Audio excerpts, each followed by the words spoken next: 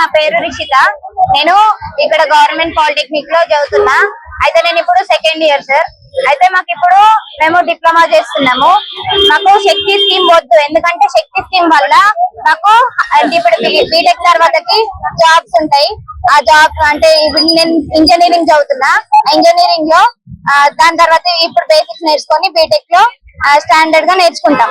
అయితే ఇప్పుడు దీని వల్ల ఏమైతుందంటే ఈ శక్తి స్కీమ్ వల్ల మాకు లాటరల్ ఎంట్రీ అనేది మొత్తానికి పోతుంది.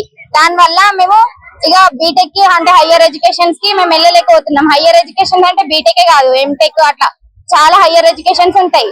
అయితే దానికి మాకు వెళ్ళడానికి ఏం అర్హత ఉండట్లేదు. దీని వల్ల మాకు ఎంత ఇబ్బంది అవుతుంది అంటే ఇప్పుడు మేము ఈసెట్ ఎగ్జామ్ ఉంటుంది. మాకు ఈసెట్ ఎగ్జామినేషన్ కి మేము కోచింగ్ కోసం ఎన్నో 10,000 15,000 అట్లా కట్టేసి కోచింగ్ తీసుకొని ఈసెట్ లో మంచి ర్యాంక్ తెచ్చుకొని మంచిగా బీటెక్ కొనసాగిద్దామని మేము అనుకుంటున్నాం. కానీ దీని వల్ల ఏమైతుంది, మొత్తం మా లాటరల్ ఎంట్రీ అనేది తీసేస్తారు. దీని వల్ల మేము కోచింగ్ కి కట్టిన పైసలన్నీ అంటే ఇట్లా అన్ని వేస్ట్ అయిపోతున్నాయి. మళ్ళీ మేము బీటెక్ తర్వాత మేము మాకు జాబ్ చేయడానికి అవకాశం ఉంటది. ఇప్పుడు ఈ శక్తి స్కీమ్ వల్ల అవకాశం కూడా పోతుంది. ఈ శక్తి స్కీమ్ ఏంటంటే ఇప్పుడు మా అన్ని పాలిటెక్నిక్స్ గవర్నమెంట్ పాలిటెక్నిక్స్ ఇవన్నిట్లని ప్రైవేట్ దాంట్లో మర్జ్ చేస్తారు. అంటే ఐటీఐ ఇంకా వేరే వొకేషనల్ కోర్సెస్ లలో మర్జ్ చేస్తారు. దాని వల్ల ఏంటంటే ఇప్పుడు వాళ్ళ స్కిల్స్ వేరు, మా స్కిల్స్ వేరు, మావి టెక్నికల్ స్కిల్స్, వాళ్ళ స్కిల్స్ వేరు. ఇట్లా మర్జ్ చేయడం వల్ల ఏమైతుందంటే మాకు ఇబ్బంది అవుతుంది. అంటే వీకెండ్ అయిపోతాం, మేము డిప్లొమా స్టూడెంట్స్ కి వీకెండ్ అయిపోతాం. దీని వల్ల మాకు చాలా ఇబ్బంది అవుతుంది. సో దీన్ని అపోజ్ చేస్తున్నాం, ఇలా ప్రొటెస్ట్ చేస్తున్నాం. వీళ్ళందరూ 10th చదువుకొని ఎస్ఎస్సి పాస్ అయ్యి తర్వాత కోచింగ్ ఇన్స్టిట్యూషన్స్ లో కోచింగ్ తీసుకొని ఎంట్రన్స్ లో రాసి మెటీరియల్ కొనుక్కొని ఆడ ఫీజులు కట్టుకొని మెరిట్ సీట్లు కొట్టి వేరే వేరే జిల్లాల నుండి వచ్చి హాస్టళ్లలో ఇక్కడ ఉంటున్నారు.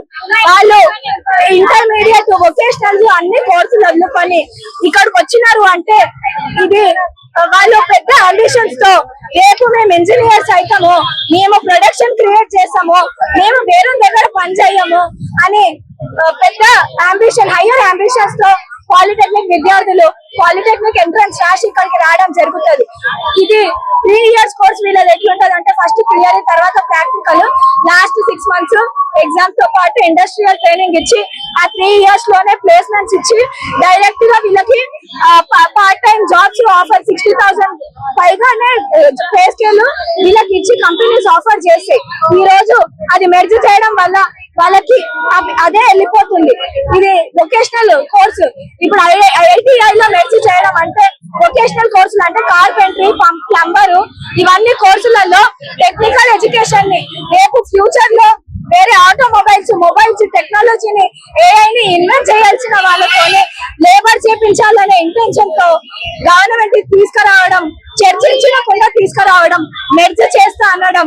ఐఐటి ఇవన్నీ, ఏటీసీ ఇవన్నీ వేరే డిపార్ట్మెంట్స్, దాంట్లో పాలిటెక్నిక్ తేవడమే తప్పు. నేను Osmania university law college BLLB second year student ని. ఇప్పుడు మా మెయిన్ క్యాంపస్ కింద 24 అఫిలియేటెడ్ కాలేజెస్ ఉంటాయి. లా కాలేజ్ లో ఇంజనీరింగ్ కాలేజ్ మెర్జ్ చేస్తే ఈ లా కాలేజ్ వాళ్ళకి ఇంజనీరింగ్ వాళ్ళకి ఏం కావాలని ఎట్లా తెలుస్తుంది.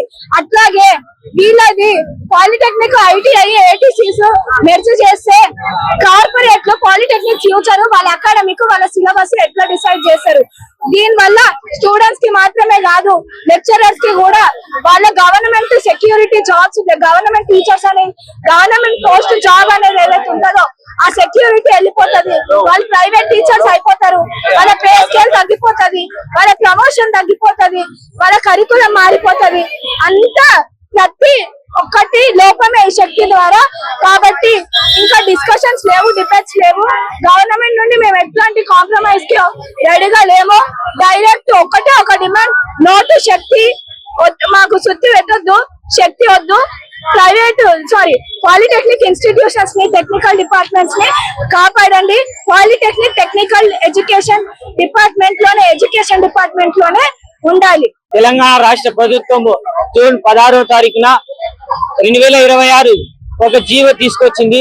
అది జీవో నెంబర్ 97. అందులో ఏం చెప్తుందంటే ఏదైతే ప్రస్తుతం లేబర్ డిపార్ట్మెంట్ ఏదైతే ఉందో ఆ డిపార్ట్మెంట్ ని పేరు మార్చి శక్తి పేరుతోనే ఒక కొత్త పేరు పెట్టదని డిపార్ట్మెంట్ పేరు పెట్టారు.